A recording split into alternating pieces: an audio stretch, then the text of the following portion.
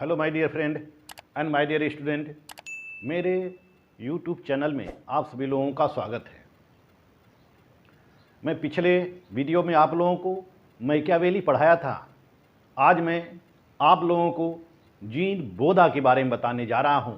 जैसा कि मैं आप लोगों को अभी पाश्चात्य राजनीतिक चिंतन से यूनिट 3 पढ़ा रहा हूं और यूनिट 3 में मैकियावेली, बोधा और जॉन ऑस्टिन है।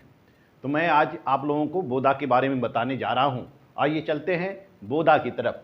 बोधा, जीन बोधा, बोधा को हम जीन बोधा भी कहते हैं।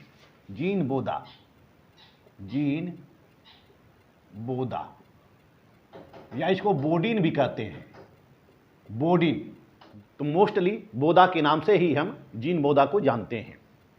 जीन बोधा का जन्म 1530 ईस्वी में फ्रांस के एंजर्स नामक नगर में हुआ था। 1530 में इसका जन्म जो होता है, जन्म 1530 में फ्रांस के एंजर्स नगर में हुआ था। 1530 में फ्रांस के एंजर्स नगर में होता है। बोधा के माता पिता के बारे में हमें कोई विशेष जानकारी नहीं मिलती है। उसने एंजर्स विश्वविद्यालय में अध्ययन करने के पश्चात बोधा एंजर्स विश्वविद्यालय में अध्ययन किया। वह पहला अध्ययन कहाँ करता है? अध्ययन वह एंजर्स विश्वविद्यालय में, फ्रांस के एंजर्स विश्वविद्यालय में अध्ययन करता है। अध्ययन करने के बाद वह फ्रांस के ही टोल्यूज विश्वविद्यालय में जाता है। टोल्यूज विश्वविद्यालय में जाता है। टोल्यूज यूनिवर्सिटी में वह अध्ययन करने के लिए जाता है। और टोल्यूज विश्वविद्यालय में बोधा ने अध्यापन कार्य भी किया। अध्ययन के साथ साथ उसने वहाँ पे अध्यापन कार्य भी किया। उसके पश्चात 1560 ईस्वी में बोधा पेरिस चला जाता है और पेरिस जाकर वह कानून की पढ़ाई करता है। और पेरिस जाकर वह कानून की पढ़ाई करता है। कानून की पढ़ाई करने के पश्चात वह पेरिस में ही वकालत करने लगता है। लेकिन बोधा का मन वकालत में नहीं लगता है। उसकी रुचि जो होती है वकालत में नहीं होती है। और फिर वह विभिन्न परिस्थितियों का अध्ययन करता है। वह विभिन्न परिस्थितियों का अध्ययन करता है और अध्ययन करने के पश्चात विभिन्न चिंतकों का अध्ययन करता है। विभिन्न फ्रांस की परिस्थितियों का अध्ययन करता है। चूँकि बोधा उस युग में पैदा हुआ था जब फ्रांस में गृह युद्ध चल रहा था। फ्रांस में गृह युद्ध चल रहा था और जब गृह युद्ध फ्रांस में चल रहा होता है तो राजा के विरुद्ध लोग आंदोलन करते हैं, गृह युद्ध के लिए उतारू हो जाते हैं और बोधा के ऊपर इन सभी परिस्थितियों का प्रभाव पड़ता है। और फिर बोधा ने 1566 ईस्वी में एक लेख लिखा, एक पुस्तक लिखी। 1566 ईस्वी में एक पुस्तक लिखी जिसका नाम होता है मेथाडस। 1566 में मेथाडस नाम की एक पुस्तक लिखता है, मेथाडस। और 1566 ईस्वी में वह मेथाडस, उसकी कृति मेथाडस पब्लिश होती है। और दूसरी कृति 1568 ईस्वी में पब्लिश होती है। 1568 ईस्वी में दूसरी कृति पब्लिश होती है, उसका नाम होता है रिस्पांस। इसके पश्चात 1576 ईस्वी में बोधा की रिपब्लिक प्रकाशित होती है। Republic, the sixth book of the republic, या the sixth book concerning the republic, the sixth book concerning the republic प्रकाशित होती है 1576 ईस्वी में। यह जो बोधा की ये जो कृति होती है, द रिपब्लिक जो कृति होती है, क्योंकि इसका नाम जो होता है प्लेटो के रिपब्लिक से मिलता जुलता है, तो बोधा की यह कृति जो होती है पूरे फ्रांस में हलचल मचा देती है। और इस पुस्तक की सराहना भी की जाती है, इस पुस्तक की आलोचना भी की जाती है, इस पुस्तक का विभिन्न भाषाओं में अनुवाद भी किया जाता है। तो इस पुस्तक को लिखने का तत्कालिक उद्देश्य जो था बोधा का, वह फ्रांस का गृह युद्ध था। वह गृह युद्ध के पक्ष में नहीं होता है, वह राजा को मजबूत स्थिति प्रदान करना चाहता है। इसलिए द रिपब्लिक में उसने संप्रभुता के सिद्धांत का प्रतिपादन किया। और इस संप्रभुता के सिद्धांत में बोधा ने राजा को ही सर्वोच्च बताया। अर्थात बोधा ने रिपब्लिक में एकत्ववादी संप्रभुता का प्रतिपादन किया है। और बोधा ने जो प्रतिपादन किया है, तो हम बोधा को जानते हैं तो संप्रभुता के नाम से ही जानते हैं, क्योंकि बोधा संप्रभुता को प्रतिपादित करने वाला प्रथम विचारक होता है। वह आधुनिक युग में सबसे पहले संप्रभुता का प्रयोग किया था। उसके पूर्व भी विभिन्न विचारक किए थे। अरस्तु, प्लेटो, मैकियावेली इत्यादि जैसे विभिन्न विचारक ने संप्रभुता का प्रयोग किए थे, लेकिन उस अर्थ में नहीं किए थे जिस अर्थ में बोधा ने किया था। मैकियावेली राज में एक सर्वोच्च शक्ति को मानता है। इसी तरह से अरस्तु भी सर्वोच्च शक्ति को मानता है। राज ही सर्वोच्च है, अरस्तु के अनुसार राज ही सर्वोच्च है, यानी कि सबने सर्वोच्च शक्ति की बात कही, लेकिन संप्रभुता शब्द का प्रयोग सबसे पहले बोधा ने किया है। इसीलिए बोधा को हम संप्रभुता का जनक भी कहते हैं। बोधा ने जो अपनी ये पुस्तकें लिखी हैं वह सब अरस्तु के पद्धति पर लिखी हैं। वह अरस्तु के पद्धति पर लिखी है। जिस तरह से अरस्तु की पद्धति पर्यवेक्षणात्मक होती है, वैज्ञानिक होती है, विश्लेषणात्मक होती है, अरस्तु की पद्धति ऐतिहासिक होती है, ऐतिहासिक पद्धति का प्रयोग करता है। ऐतिहासिक अरस्तु की पद्धति ऐतिहासिक होती है। ऐतिहासिक पद्धति का प्रयोग जीन बोधा ने भी किया है। तुलनात्मक पद्धति, अरस्तु ने तुलनात्मक पद्धति का सबसे पहले प्रयोग किया, तो तुलनात्मक पद्धति का प्रयोग जीन बोधा भी करता है। इसी तरह से विश्लेषणात्मक पद्धति अरस्तु ने विश्लेषणात्मक पद्धति का प्रयोग किया है। बोधा ने भी विश्लेषणात्मक पद्धति का प्रयोग किया है। तो बोधा ने अपने रचनाओं में या अपने अध्ययन में अरस्तु की शैली को अपनाया है। जो पद्धति अरस्तु अपनाया है वही पद्धति बोधा भी अपनाया है। अतः अरस्तु के पश्चात यूरोपीय राजनीतिक चिंतन को वैज्ञानिक रूप देने का श्रेय बोधा को जाता है। बोधा ने वैज्ञानिक स्वरूप प्रदान किया, लेकिन बोधा इसमें असफल रहा। बोधा इसमें असफल रहता है। वह पूर्ण रूप से वैज्ञानिक चिंतन की शुरुआत नहीं कर पाता है। इसीलिए पाल जैनेट कहते हैं, पाल जैनेट जैसे विचारक कहते हैं, पाल जैनेट जैसे विचारक कहते हैं कि अरस्तु में सुधार लाने का बोधा का एक महत्वाकांक्षी एवं असफल प्रयास था। यानी कि अरस्तु में सुधार लाने का अरस्तु ने जो कमियां कर दी थी, उसमें सुधार लाने का बोधा का एक महत्वाकांक्षी और असफल प्रयास था। फिर भी डनिंग के शब्दों में डनिंग महोदय कहते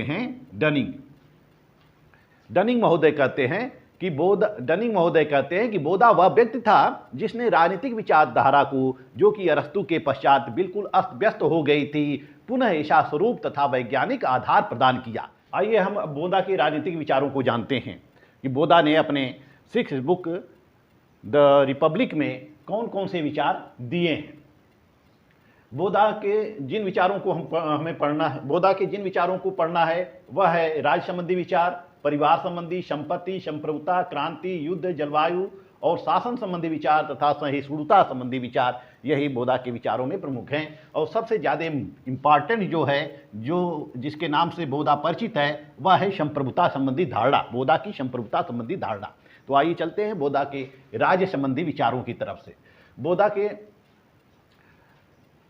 बोधा ने राज्य संबंधी विचारों में अरस्तु के पद्धति का प्रयोग किया है, अरस्तु के विचारधारा को ही अपनाया है। यानी कि जो अरस्तु ने राज्य की उत्पत्ति के संबंध में विचार प्रकट किए हैं वही बोधा ने भी प्रकट किए हैं। अरस्तु जैसा कि मानता है कि राज्य की उत्पत्ति जो होती है वह परिवार से होती है। राज्य की उत्पत्ति किससे होती है? परिवार से होती है।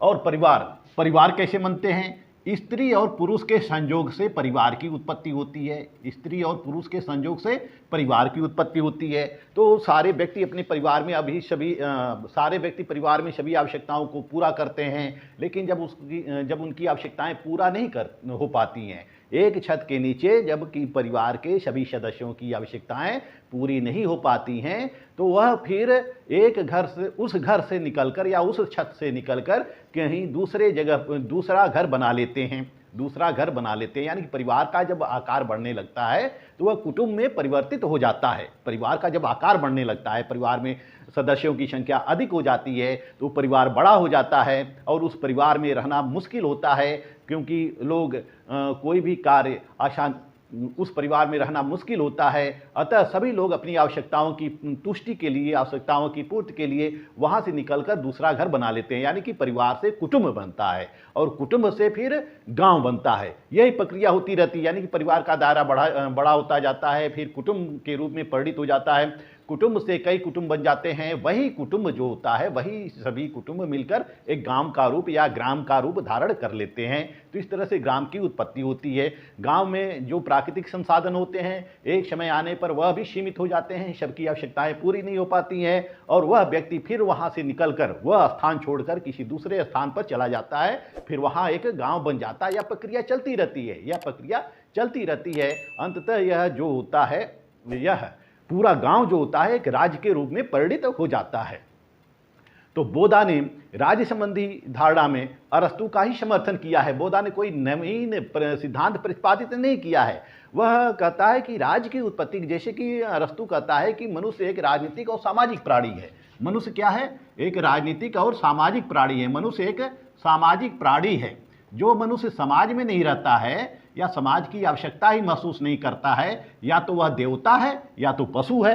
भाई देवता है या तो पशु है, क्योंकि देवता को समाज से नहीं मतलब होता है, पशु को समाज से नहीं मतलब होता है। उसको केवल अपने ही कार्यों से मतलब होता है। उसको केवल अपनी आवश्यकताओं की वह अपनी आवश्यकताओं की पूर्ति ही करता रहता है। तो इस तरह से या तो वह देवता है या तो पशु है। लेकिन हम मनुष्य हैं।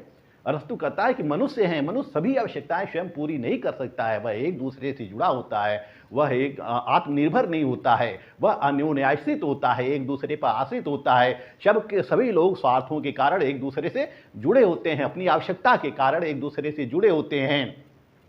मनुष्य अपनी सभी सामाजिक आर्थिक आवश्यकताओं की पूर्ति के लिए परिवार का सहारा लेता है। मनुष्य अपनी आवश्यकताओं की पूर्ति के लिए, कौन सी आवश्यकताओं की पूर्ति के लिए? आर्थिक आवश्यकताओं की, सामाजिक आवश्यकताओं की पूर्ति के लिए वह परिवार का सहारा लेता है। और परिवार से फिर वह किसका सहारा लेता है? समाज का सहारा लेता है, फिर वह राज्य का सहारा लेता है।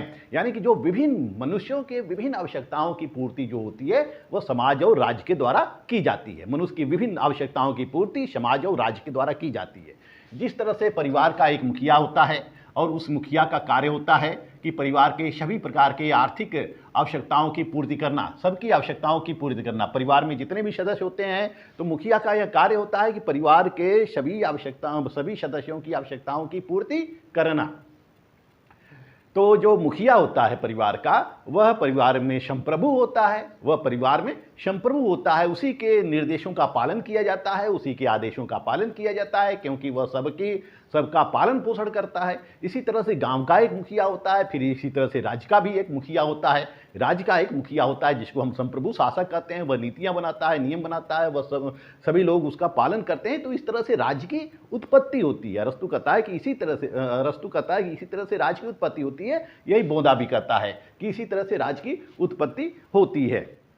तो जिस तरह से अरस्तु ने इस राज्य का प्रतिपादन किया है, यानी कि राज्य की निर्माण को, जिस तरह से अरस्तु ने राज्य की उत्पत्ति के संबंध में अपने विचार प्रकट किए हैं, इसी तरह से बोधा ने भी किया है। बोधा कहता है कि राज्य अनेक परिवारों तथा उनकी सामान्य संपत्ति का संप्रभुता संपन्न एक विधि संगत शासन है। राज्य क्या है? राज्य अनेक परिवारों का संगठन है। अनेक परिवारों का संगठन है, विधि संगत संगठन है।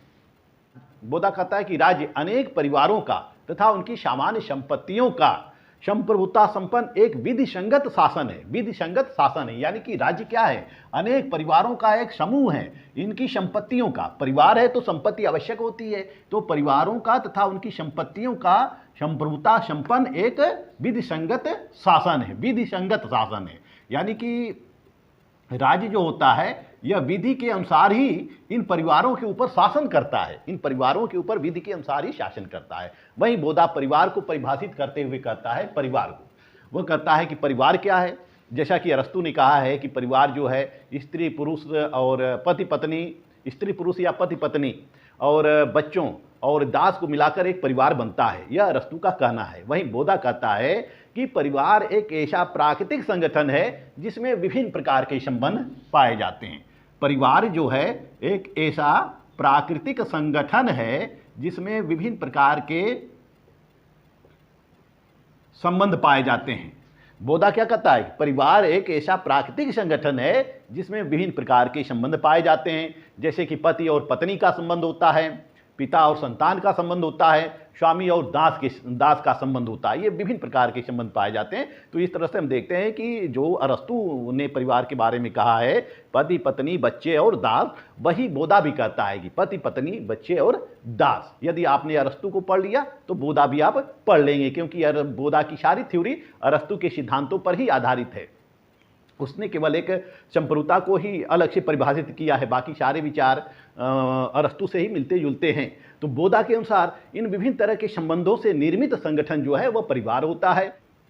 तो बोधा कहता है कि इस प्रकार से संबंधों से निर्मित संगठन जो होता है वह एक परिवार होता है, और परिवार के सारे सदस्य गृह स्वामी के प्रति यानी कि घर के मुखिया के प्रति श्रद्धा रखते हैं और आज्ञा पालन करते हैं। यह श्रद्धा और आज्ञा पालन के सिद्धांत पर आधारित होता है। यह परिवार जब विस्तृत होता है तो यही राज का रूप धारण कर लेता है। तो इस तरह से देखते हैं कि बोधा के परिवार विषयक धारणा या परिवार में संपत्ति विषयक धारणा जो है वह माता पिता बच्चे और दास के सामूहिक संपत्ति से है। यानी कि माता पिता की जो संपत्ति होती है, बच्चों की संपत्ति होती है, जो दासों की संपत्ति होती है, वही जो सामूहिक संपत्ति होती है वही संपत्ति है, परिवार की संपत्ति। यानी बोधा कहता है कि राज्य क्या है कि राज्य परिवारों का उनकी सामान्य संपत्तियों का एक विधि संगत संप्रभुता के अधीन शासन है, विधि संगत संप्रभुता के अधीन शासन है। तो जो सामान्य संपत्ति होती है वह क्या होती है? जैसे जो परिवार की संपत्ति होती है वह सबकी संपत्ति होती है, केवल पिता की संपत्ति नहीं होती, उनके बच्चों की भी संपत्ति होती है, उनकी पत्नी की भी संपत्ति होती है, उनके दास की भी संपत्ति होती है। तो यही सामान्य संपत्ति है और यही मिलकर एक प्राकृतिक समुदाय का निर्माण करते हैं। यही सामान्य संपत्ति मिलकर एक प्राकृतिक समुदाय का निर्माण करते हैं, जिससे अन्य नागरिक समुदायों का जन्म होता है। जैसे नगर और राज्य, यानी कि परिवार से ही नगर का जन्म होता है और राज्य का जन्म होता है। यह सभी समुदाय एक संप्रभु शासक के अधीन शासित होते हैं, इससे राजनीतिक संप्रभुता का निर्माण होता है। तो इस तरह से जो राज्य होता है वह एक संप्रभु के अधीन सभी परिवारों के ऊपर शासन होता है। एक संप्रभु के अधीन सभी परिवारों के और उनकी सामान्य संपत्तियों पर विधि संगत शासन होता है। आइए हम देखते हैं बोधा का संपत्ति विषयक धारणा। बोधा ने संपत्ति को अलग से परिभाषित नहीं किया है, बल्कि जो अरस्तु ने कहा है उसी अरस्तु के संपत्ति विषयक धारणा के अनुसार बोधा ने अपने विचारों का प्रतिपादन किया है। तो अरस्तु की भांति बोधा भी संपत्ति को परिवार और व्यक्ति के लिए आवश्यक मानता है। अरस्तु भी कहता है कि संपत्ति व्यक्ति के लिए आवश्यक है, वहीं प्लेटो क्या कहता है कि संपत्ति व्यक्ति के लिए आवश्यक नहीं है, व्यक्ति के पास उतनी ही संपत्ति होनी चाहिए जितने से उसकी आवश्यकताएं पूरी हो सके। यानी कि वह संपत्ति के साम्यवाद की व्यवस्था करता है। लेकिन अरस्तु व्यक्तिगत संपत्ति का समर्थन करता है। वह कहता है कि व्यक्तिगत संपत्ति के अभाव में व्यक्ति का अपना विकास नहीं हो सकता है, वह परिवार का विकास नहीं कर सकता है, व्यक्ति का सर्वांगीण विकास नहीं हो सकता है। तो इस तरह से बोधा भी अरस्तु के ही विचारों का समर्थन करता है। वह कहता है कि बोधा कहता है कि संपत्ति परिवार और व्यक्ति के लिए आवश्यक होता है। पारिवारिक संपत्ति के ऊपर संप्रभु का हस्तक्षेप को निषेध करता है। वह कहता है कि जो परिवार की संपत्ति होती है उस पर संप्रभु व्यक्ति कोई इंटरफियर नहीं कर सकते हैं, हस्तक्षेप नहीं कर सकते हैं, उसकी संपत्ति को छीन नहीं सकते हैं। बोधा व्यक्तिगत संपत्ति की रक्षा करना चाहता था। बोधा जो था वह व्यक्तिगत संपत्ति की रक्षा करना चाहता था, क्योंकि परिवार का क्षेत्र व्यक्तिगत है जबकि संप्रभु का क्षेत्र सार्वजनिक है। परिवार का क्षेत्र जो है व्यक्तिगत है, संप्रभु का क्षेत्र सार्वजनिक है। इसलिए उसने अपने राज्य के विस्तार इसलिए उसने राज्य और परिवार को अलग अलग रखने का प्रयास किया है। बोधा ने राज्य को अलग रखा है, परिवार को अलग रखा है। परिवार का भी संप्रभु, परिवार का जो मुखिया है वह भी संप्रभु है, वह अपनी संपत्ति पर शासन करता है, और जो राज्य का संप्रभु होता है वह सभी परिवारों के ऊपर शासन करता है, विधि संगत शासन करता है। तो जो संप्रभु शासक है वह किसी की संपत्ति को छीन नहीं सकता है। संपत्ति व्यक्ति के लिए आवश्यक होती है, व्यक्ति संपत्ति के अभाव में विकास नहीं कर सकता है। तो इस तरह से बोधा ने भी संपत्ति का समर्थन किया है, व्यक्तिगत संपत्ति का समर्थन किया है। आइए अब देखते हैं संप्रभुता संबंधी धारणा, बोधा की संप्रभुता संबंधी धारणा। आइए अब देखते हैं बोधा की संप्रभुता संबंधी धारणा। संप्रभुता का सिद्धांत क्या है? सॉवरेनिटी क्या है? तो बोधा के राजनीतिक दर्शन का सबसे महत्वपूर्ण अंश उसकी संप्रभुता संबंधी धारणा है। यद्यपि संप्रभुता के बीज यूनान में मिलते हैं, रोम में मिलते हैं, यानी कि यूनानी विचारक जो होते हैं या रोमन विचारक होते हैं वो उन्होंने संप्रभुता के बारे में चिंतन किया है, संप्रभुता के बारे में उन्होंने धारणा दिया है। परंतु जैसा कि मैक्सी कहते हैं कि बोधा प्रथम विचारक था। मैक्सी का कहना है, मैक्सी कहते हैं कि बोधा प्रथम विचारक था जिसने बड़ी स्पष्टता के साथ और वैज्ञानिकता के साथ राजनीतिक सिद्धांत का महत्वपूर्ण सिद्धांत इसको बनाया है। वहीं कोकर कहते हैं, कोकर का कहना है,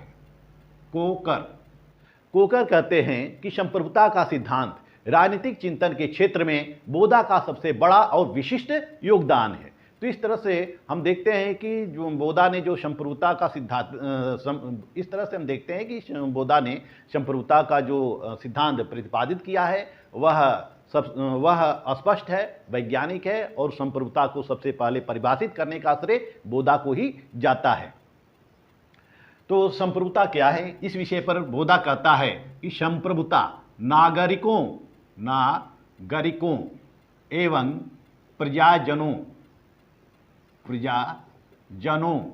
पर सर्वोच्च शक्ति है जो विधि द्वारा अमर्यादित है। बोधा कहता है कि संप्रभुता नागरिकों एवं प्रजाजनों पर सर्वोच्च शक्ति है जो विधि द्वारा अमर्यादित है, यानी कि sovereignty is the supreme power of the state. Sovereignty is the supreme power of the state which was unrestricted. तो इस तरह से बोधा कहता है कि संप्रभुता एक ऐसा तत्व है जिसका प्रयोग करके राज्य अपने नागरिकों के ऊपर किसी प्रकार का कानून बना सकती है।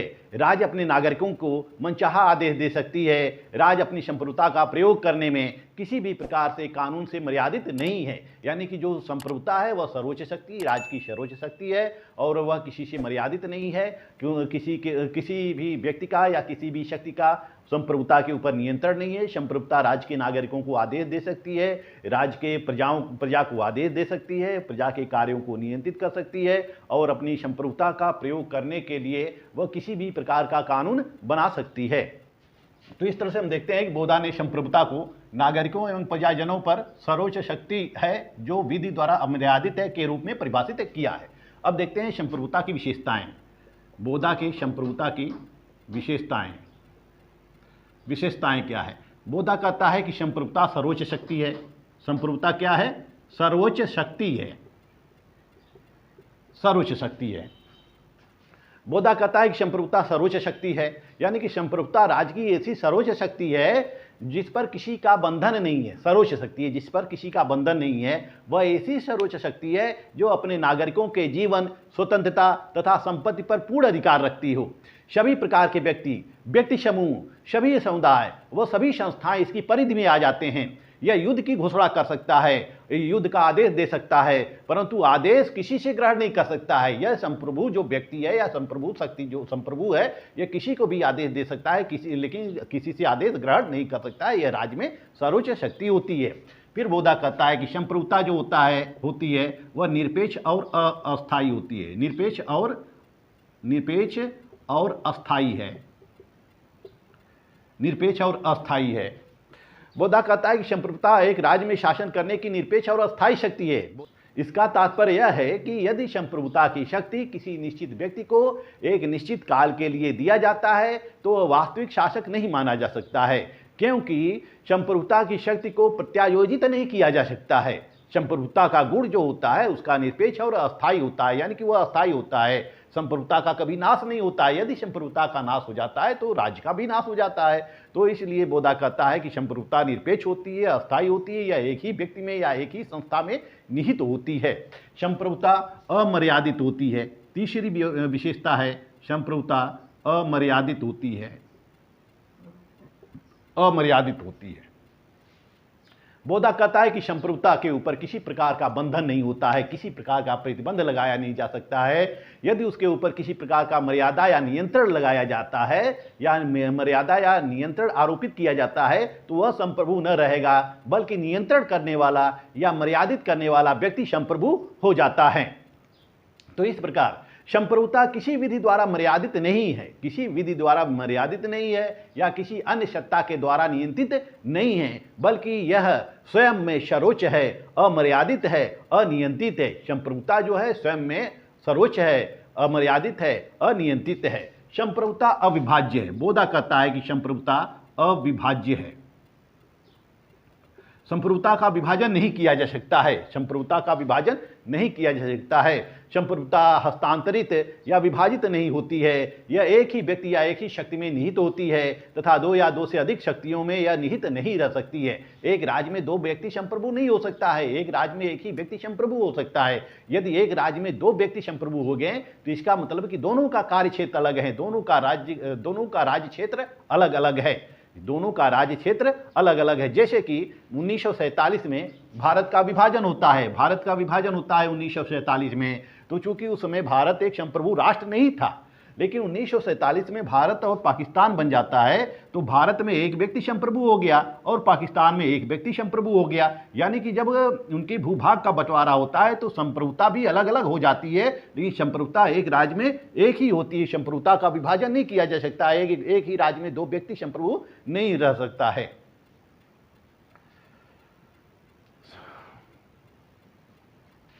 फिर बोधा कहता है कि संप्रभुता सभी लोगों पर, यानी कि राज्य के सभी लोगों पर शासनाधिकार है। शासन का अधिकार जो है वह संप्रभु व्यक्ति के पास है।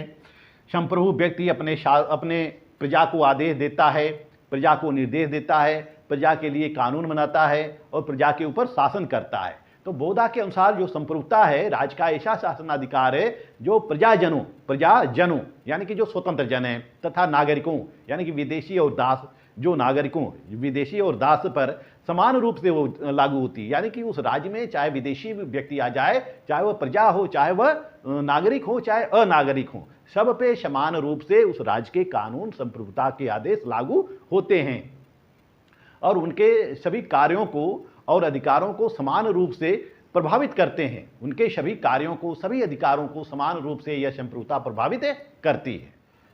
हालांकि बोधा ने संप्रभुता को सर्वोच्च बताया है, निरपेक्ष बताया है, अस्थायी बताया है, अमर्यादित बताया है, अविभाज्य बताया है, लेकिन फिर भी बोधा संप्रभुता के ऊपर कुछ सीमाएं अधिरोपित करता है, सीमाएं लगाता है। वह कहता है कि संप्रभुता जो है वह असीमित नहीं है, असीमित कुछ सीमाएं हैं, संप्रभुता अपनी मनमानी नहीं कर सकता है। वह संप्रभुता निरपेक्ष है, अस्थायी है, लेकिन फिर भी वह मनमानी नहीं कर सकता है। वह कहता है कि संप्रभुता के ऊपर पहली सीमा जो है वह प्राकृतिक नियमों की है। संप्रभुता प्राकृतिक नियम की अवहेलना नहीं कर सकता है, प्राकृतिक नियम की अवहेलना वह नहीं कर सकता है। संप्रभुता सभी प्राकृतिक नियमों का पालन करता है, वह प्राकृतिक नियमों की उपेक्षा नहीं कर सकता है, क्योंकि इसका निर्माण संप्रभु ने नहीं, क्योंकि प्राकृतिक नियमों का निर्माण संप्रभु व्यक्ति ने नहीं बल्कि ईश्वर ने किया है और संप्रभु इन कानूनों से बंधा हुआ है। क्योंकि ईश्वर ही सर्वशक्तिशाली है, तो ईश्वर ने प्राकृतिक नियमों का निर्माण किया है, तो संप्रभु भी इस प्राकृतिक नियमों से बंधा हुआ है, वह प्राकृतिक नियमों का अवहेलना नहीं कर सकता है। वह फिर सामाजिक परंपराओं का प्रतिबंध लगाता है, सामाजिक परंपरा का। वह कहता है कि संप्रभु सर्वोच्च होती, शक्तिशाली होती है, लेकिन फिर भी यह सामाजिक नियमों की अवहेलना नहीं कर सकता है, परंपराओं की अवहेलना नहीं कर सकता है। यह सामाजिक परंपराओं से सीमित है, सामाजिक मर्यादाओं से सीमित है। बोधा कहता है कि समाज में कुछ ऐसे नियम होते हैं, कुछ ऐसे परंपराएं होती हैं जिनका संप्रभु उल्लंघन नहीं कर सकता है। इन नियमों का चरित्र मौलिक होता है, जिसको बनाए रखना समाज के बुनियादी ढांचे को बनाए रखने के लिए आवश्यक होता है। तो इस तरह से संप्रभुता सामाजिक परंपराओं से भी सीमित होती है। वह फिर कहता है कि यह व्यक्तिगत संपत्ति का नाश नहीं कर सकता है, व्यक्तिगत संपत्ति का हरण नहीं कर सकता है। जो परिवार की व्यक्तिगत संपत्ति होती है, निजी संपत्ति होती है, उस संपत्ति में संप्रभु व्यक्ति का कोई अधिकार क्षेत्र नहीं होता है। यानी कि बोधा कहता है कि संप्रभु व्यक्ति किसी भी व्यक्ति के संपत्ति को छीन नहीं सकता है। संप्रभु को बिना जनसभा की अनुमति से कानून बनाने का अधिकार नहीं है। बोधा कहता है कि संप्रभु को बिना जनसभा के अनुमति से कानून बनाने का अधिकार नहीं है, क्योंकि बोधा व्यक्तिगत संपत्ति को पवित्र मानता है।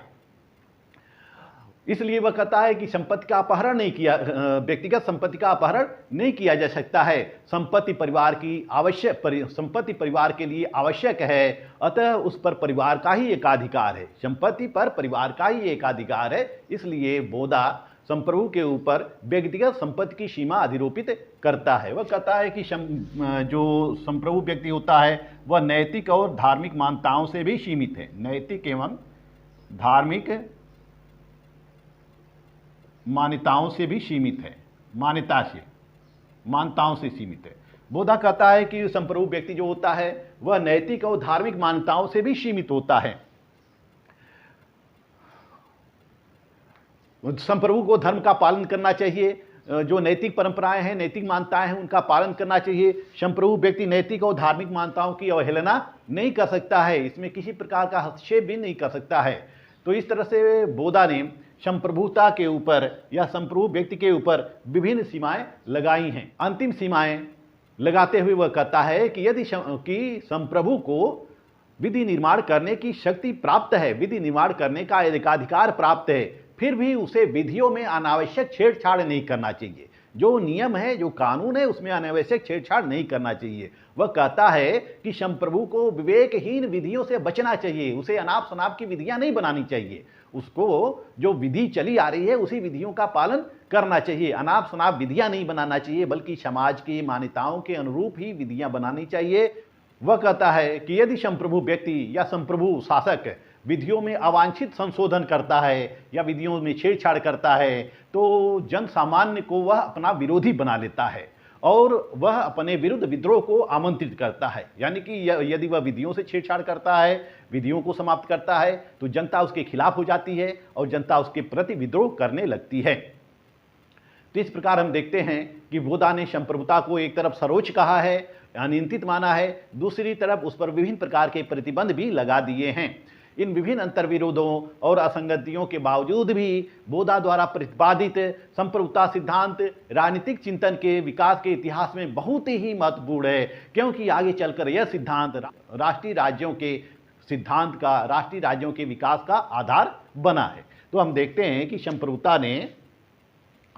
कि बोधा ने संप्रभुता को तो सर्वोच्च बताया एक तरफ, वहीं दूसरी तरफ इसने इसको विभिन्न सीमाएं से बांध दिया है। तो इस तरह से बोधा की जो संप्रभुता संबंधित धारणा है यह अस्पष्ट नहीं प्रतीत होती है। एक तरफ तो वह राज को सर्वोच्च बताता है, दूसरी तरफ वह परिवार को भी सर्वोच्च बताता है, वह परिवार के मुखिया को भी संप्रभु कहा है। तो इस तरह से जो बोधा की धारणा है वह स्पष्ट नहीं है, लेकिन फिर भी बोधा ने आधुनिक युग में सबसे सर्वसम्मत परिभाषा दी है और उसके पश्चात विभिन्न चिंतकों ने संप्रभुता के धारणा को विकसित किया है और संप्रभुता का सिद्धांत जो है यही राष्ट्रीय राज्यों का आधार बना है।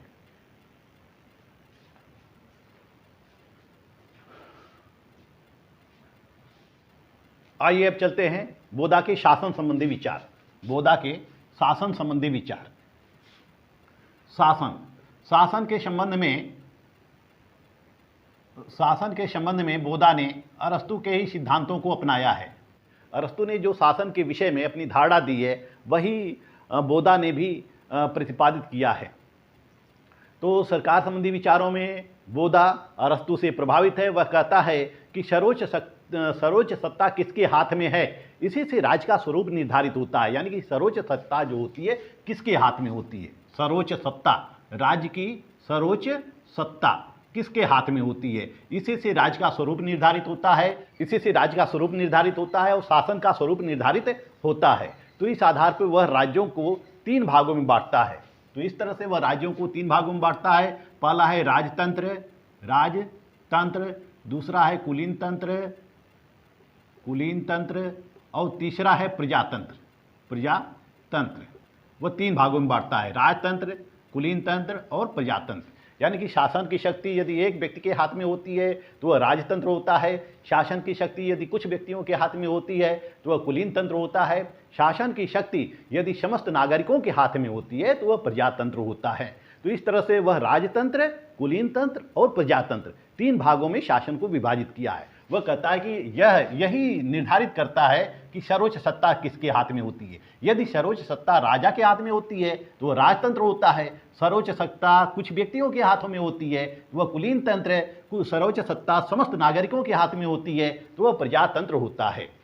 बोधा ने अरस्तु, पोलिबियस, सिसरो द्वारा जो प्रतिपादित मिश्रित राज्य की अवधारणा है या मिश्रित शासन की अवधारणा है, वह मिश्रित शासन की अवधारणा को स्वीकार नहीं करता है।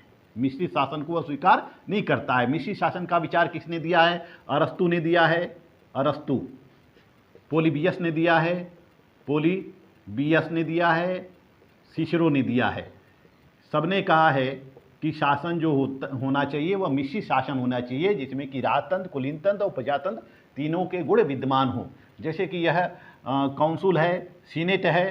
पोलिबियस कहता है कि शासन की शक्ति 3 भागों में निहित होनी चाहिए। काउंसिल है, सीनेट है और असेंबली है, असेंबली में निहित होनी चाहिए। यही विचार सिसरो भी प्रतिपादित करता है। अरस्तु भी मिश्रित शासन व्यवस्था का सिद्धांत दिया है, जिसको स्वर्णिम मध्यमान का सिद्धांत कहा जाता है। लेकिन बोधा प्रस्तावित मिश्रित राज्य में विश्वास नहीं करता है, क्योंकि उसके अनुसार संप्रभुता अविभाज्य होती है और मिश्रित राज्य में संप्रभुता क्या होती है? संप्रभुता का विभाजन हो जाता है, संप्रभुता का विखंडन हो जाता है। काउंसिल भी संप्रभु हो जाता है, सीनेट भी, असेंबली भी, यानी कि संप्रभुता 3 भागों में विभाजित हो जाती है। इसलिए चूंकि बोधा कहता है कि संप्रभुता अविभाज्य है, सर्वोच्च है, यह राज्य की सर्वोच्च इच्छा है, सर्वोच्च शक्ति है, तो संप्रभुता का विभाजन वह नहीं करना चाहता था। इसलिए वह मिश्रित राज्य का समर्थक नहीं है। मिश्रित राज्य को वास्तविक दृष्टि से वह कहता है कि मिश्रित राज्य वास्तविक दृष्टि से राज्य ही नहीं है। तो बोधा विभिन्न शासन प्रणालियों में आनुवंशिक राजतंत्र को सर्वश्रेष्ठ मानता है। आनुवंशिक राजतंत्र को वह सर्वश्रेष्ठ मानता है। राजतंत्र को वह कहता है कि आनुवंशिक राजतंत्र ही सबसे अच्छी शासन व्यवस्था होती है और सबसे पवित्र शासन व्यवस्था होती है, क्योंकि इस राजतंत्र में दलबंदी का अभाव रहता है, इसमें संघर्ष नहीं होता है और इस शासन प्रणाली में किसी भी व्यक्ति को संपत्ति तथा जीवन की हानि का भय भी नहीं रहता है। यानी कि आनुवंशिक राज्य तंत्र में जिसकी संपत्ति है उसी की बनी रहती है, वह परंपरागत स्वरूप से संचालित होता है, तो किसी व्यक्ति को संपत्ति की हानि का भय नहीं रहता है, परिवार की हानि का भय नहीं रहता है। यह आनुवंशिक राजतंत्र जो है, इस आनुवंशिक राजतंत्र के अंतर्गत आपातकालीन परिस्थितियों का खुलकर सामना किया जा सकता है, आपातकाल से तुरंत निपटा जा सकता है। यानी कि आपातकाल आपातकाल का सामना करने के लिए राजतंत्र सबसे अच्छी शासन प्रणाली होती है। तो इस तरह से बोधा ने राजतंत्रीय शासन व्यवस्था का समर्थन किया है। अब देखते हैं क्रांति विषयक धारणा। क्रांति जो है, जिस तरह से अरस्तु ने क्रांति संबंधी विचारों का प्रतिपादन किया है, वही बोधा ने भी किया है। जैसा कि अरस्तु कहता है कि क्रांति जो होती है असमानता के कारण होता है, यानी कि असमानता क्रांति की जननी होती है। असमानता क्रांति की जननी होती है। तो क्रांति के संबंध में बोधा अरस्तु के चिंतन से ही प्रभावित है। बोधा कहता है कि संप्रभुता का विस्थापन ही क्रांति है। संप्रभुता, जब संप्रभुता एक व्यक्ति से दूसरे व्यक्ति के हाथों में चली जाए तो वही क्रांति हो जाती है। यानी कि संप्रभुता खिसक कर दूसरे व्यक्ति के हाथ में चली जाए तो वही क्रांति होती है। बोधा कहता है कि विधियां कितनी भी परिवर्तित हो जाए, क्रांति तब तक नहीं होती जब तक कि संप्रभुता उसी स्थान पर रहती है। संप्रभुता एक ही जगह रहेगी और विधियां कितनी भी परिवर्तित हो जाएं, कितने भी आंदोलन हो जाएं, लेकिन संप्रभुता एक ही व्यक्ति में रहती है या एक ही स्थान पर रहती है, तो तब तक क्रांति नहीं होती है। बोधा कहता है कि क्रांतियां स्वतः नहीं होती है, बल्कि क्रांतियों के अनेक कारण और प्रभाव होते हैं। बोधा कहता है कि क्रांतियों का पहले से ही पता लगाया जा सकता है। बोधा ने क्रांतियों के 3 कारण बताए हैं। पहला कारण क्या है? दैवीय कारण। वह कहता है कि क्रांति जो होती है दैवीय कारणों से होती है। दूसरा प्राकृतिक कारण, प्राकृतिक, और तीसरा जो है मानवीय। बोधा कहता है कि क्रांतियां 3 कारणों से होती है। दैवीय कारण, जो दैवीय कारण होता है वह अज्ञात होता है, अदृश्य होता है, इसकी जानकारी किसी को भी नहीं मिलती है। शायद राज्यों का जो भाग्योदय होता है इसी कारण से होता है कि कुछ राज्य बहुत तेजी से प्रगति कर लेते हैं, कुछ राज्यों का पतन हो जाता है, तो इस दैवीय कारणों के बारे में किसी को पता नहीं चलता है। वह कहता है प्राकृतिक कारण। प्राकृतिक कारण यानी कि इसमें प्रकृति और नक्षत्रों का प्रभाव होता है। इसकी जानकारी भी सामान्य जन को नहीं होती है। ज्योतिष और नक्षत्रों का अध्ययन करके इसका पता लगाया जा सकता है। बोधा कहता है कि सामान्य आदमी को प्राकृतिक कारणों की जानकारी नहीं होती है, क्योंकि यह प्रकृति और नक्षत्रों से होती है। नक्षत्रों का प्रभाव होता है, प्रकृति का प्रभाव होता है, तो हम ज्योतिष का अध्ययन करके इन कारणों का पता लगा सकते हैं। मानवीय कारण, वह कहता है कि इन कारणों से राज्य के शत्रुओं का, इन कारणों से मानवीय कारण में कहता है कि इन कारणों में राज्य के शत्रु या विरोधी का हाथ होता है। मानवीय कारण में क्या होता है? राज्य के शत्रु का हाथ होता है या मनुष्यों का हाथ होता है, जो राजा के प्रति असंतुष्ट हो जाते हैं और अपना गुट बना देते हैं और राजा के विरुद्ध विद्रोह कर देते हैं, फिर सत्ता हथिया लेते हैं, या सिंहासन हथिया लिया जाता है। तो मानवीय कारणों से क्रांति होती है और मानवीय कारण को सभी ज्ञात होती है, ये सभी लोग इसको जानते हैं। तो इस तरह से बोधा ने क्रांति विषयक विचारों में अरस्तु का ही प्रतिपादन किया है। अरस्तु भी बिल्कुल इसी तरह से विचार प्रतिपादित करता है। अब आइए देखते हैं जलवायु संबंधी विचार। जलवायु संबंधी विचार, ये क्रांति संबंधी विचार भी हो गए, जलवायु संबंधी विचार। अरस्तु की तरफ से बोधा भी मानता है कि उस देश के ऊपर वहाँ के भौगोलिक परिस्थितियों का प्रभाव होता है। किसी भी देश की शासन व्यवस्था के ऊपर भौगोलिक परिस्थितियों का प्रभाव होता है, वहाँ के भौगोलिक वातावरण का प्रभाव होता है। जैसे वहाँ के भौगोलिक वातावरण होते हैं वैसी शासन व्यवस्थाएं होती हैं, वहाँ के वैसे रहन सहन होता है, वैसी संस्कृति होती है, वैसी सभ्यता होती है।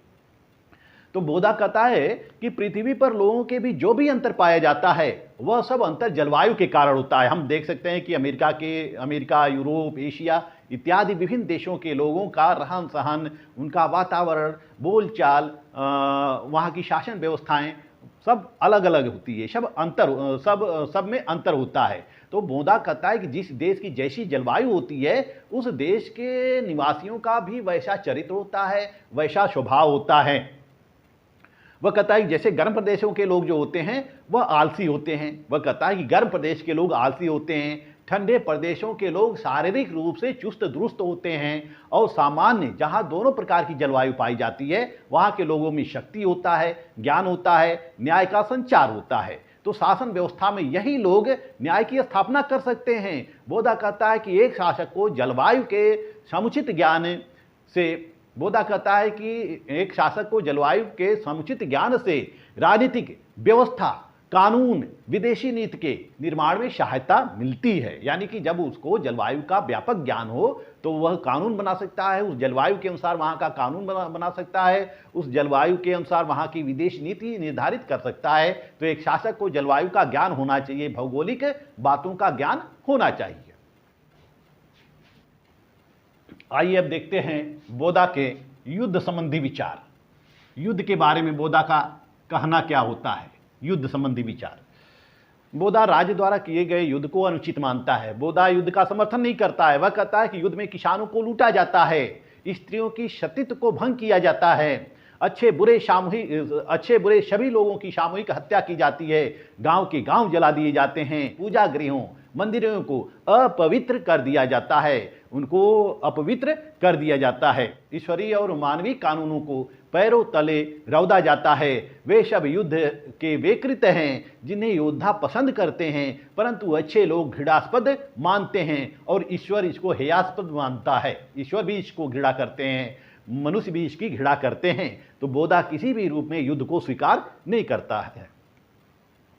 बोधा कहता है कि वही राज्य सुखी होगा जिसमें राजा ईश्वरीय व प्राकृतिक कानूनों का पालन करता रहेगा। राज्य कौन सुखी होगा? जिसमें राजा ईश्वरीय नियमों का पालन करता रहेगा, मानवीय नियमों का पालन करता रहेगा, प्राकृतिक कानूनों का पालन करता रहेगा, प्राकृतिक कानूनों का पालन करता रहेगा, जिसमें अधिकारी व कर्मचारी राजा के आदेशों का पालन करते हैं, जिसमें अधिकारी व कर्मचारी राजा के आदेशों का पालन करते हैं, बच्चे अपने माता पिता का पालन करते हैं, दास अपने स्वामी का पालन करता है, दास अपने स्वामी के आदेशों का पालन करता है। जिन राज्यों में प्रजा आपस में प्रेम करते हों, राजा से अच्छे संबंध होते हों, उस राज्य में शांति और मधुरता विद्यमान रहती है। वह राज्य सच्चे अर्थों में शांतिपूर्वक विकास करता है। और बोधा कहता है कि युद्ध इन सभी वस्तुओं का शत्रु है और युद्ध प्रिय व्यक्ति इस प्रकार के जीवन के शत्रु होते हैं। युद्ध प्रिय व्यक्ति शांति नहीं चाहते हैं, वह सामंजस्य नहीं चाहते हैं, वह कानून नहीं चाहते हैं, वह केवल युद्ध ही करते रहते हैं, उनको युद्ध से लाभ होता है। तो बोधा ने केवल अपरिहार्य परिस्थितियों में ही युद्ध को अनिवार्य माना है। तो बोधा ने अपरिहार्य परिस्थितियों में ही युद्ध को अनिवार्य मानता है। वह कहता है कि युद्ध तभी होना चाहिए जब अति आवश्यक हो, यानी कि हिंसा के निवारण के लिए ही होना चाहिए। जब हमको लगे कि अब युद्ध अवसंभावी है, युद्ध के बिना में काम नहीं चल सकता है, तभी युद्ध करना चाहिए, अन्यथा हमें युद्ध से बचना चाहिए। सहिष्णुता संबंधी विचार, धार्मिक सहिष्णुता संबंधी विचार, बोधा के धार्मिक सहिष्णुता संबंधी विचार। फ्रांस में विचारकों के दो समूह होते हैं। एक जो राजा का समर्थन करते हैं, जिनको पॉलिटिक कहा जाता था, जिनको पॉलिटिक कहा जाता था, पॉलिटिक कहा जाता था। ये राजा के समर्थक थे, राजा के समर्थक थे। और दूसरा जो है वह जनता के या संसद के समर्थक होते हैं, उनको मोनार्किज्म कहा जाता था, मोनार्किज्म कहा जाता था। तो जो राजा के समर्थन हुआ करते थे, राजा के समर्थक हुआ करते थे, उनको पॉलिटिक कहा जाता था। और पॉलिटिक जो होते हैं वह अनेक धर्मों के अस्तित्व को स्वीकार करते थे। बोधा की रिपब्लिक इस वर्ग की प्रमुख बौद्धिक रचना है। बोधा कहता है कि आंतरिक गुटबाजी के कारण अनेकों संघर्ष होते हैं, आंतरिक गुटबाजी के कारण अनेकों संघर्ष होते हैं। इस संघर्ष में धर्म का भी बहुत बड़ा योगदान होता है। अतः किसी राज्य में धर्म परिवर्तन हिंसा और रक्तपात को जन्म देती है। राजा को व्यक्तियों के धर्म के मामले से बचना चाहिए, राजा को व्यक्तियों के धार्मिक मामले से बचना चाहिए, यानी कि धार्मिक मामले में हस्तक्षेप से बचना चाहिए। राजा को कभी भी अपने धर्म को आरोपित नहीं करना चाहिए। वह कहता है कि राजा को कभी भी अपने धर्म को लोगों पर थोपना नहीं चाहिए, लोगों को धार्मिक स्वतंत्रता प्रदान की जानी चाहिए। चाहे जो व्यक्ति जिस धर्म में आस्था रखता हो वही धर्म अपनाए, उसे अपने धर्म की अच्छाई की ओर प्रजा का ध्यान आकृष्ट कराना चाहिए। बोधा कहता है कि राजा को अपने धर्म की अच्छाई की तरफ प्रजा का ध्यान आकृष्ट कराना चाहिए। जब तक विरोधी धर्म षड्यंत्रकारी न हो जाए, राजा को उसे नष्ट करने का प्रयास नहीं करना चाहिए। यानी कि वह कहता है इस तरह से बोधा धार्मिक सहिष्णुता का प्रतिपादन करता है, सभी धर्मों के सम्मान के सिद्धांत का प्रतिपादन करता है, जो बाद में धर्मनिरपेक्षता का आधार बनता है। हम देखते हैं कि धर्मनिरपेक्ष राज्य में सभी धर्मों का सम्मान किया जाता है, राजा का कोई धर्म नहीं होता है। तो यहाँ बोधा कहता है कि राजा का भले धर्म हो, लेकिन वह दूसरे धर्मों का सम्मान करे, दूसरे धर्म का अपमान न करे, अपने धर्म को जबरदस्ती दूसरे व्यक्तियों पर थोपे न, जनता पर थोपे न। तो पॉलिटिक विचारक ये कदापि नहीं स्वीकार करते थे कि राज्य को धार्मिक उत्पीड़न का अधिकार है, न उन्हें एक धर्म के अनेक लाभों में कोई दिलचस्पी थी, उनको एक धर्म के अनेक लाभों में भी कोई दिलचस्पी नहीं थी। उन्होंने पॉलिटिक विचारकों ने यह समझ लिया था कि धार्मिक उत्पीड़न विनाशकारी है और यह इसके उपयोगितावादी रूप का खंडन भी करते थे। जैसा कि शेबाइन महोदय का कहना है,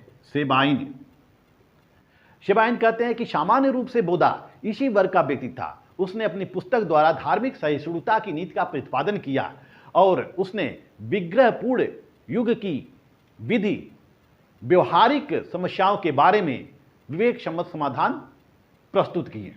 इस तरह से हम देखते हैं कि बोधा ने एक तरफ धार्मिक भावनाओं, धार्मिक अंधविश्वासों को महत्व दिया है, तो दूसरी तरफ आधुनिक राज्य के सिद्धांतों को भी महत्व दिया है।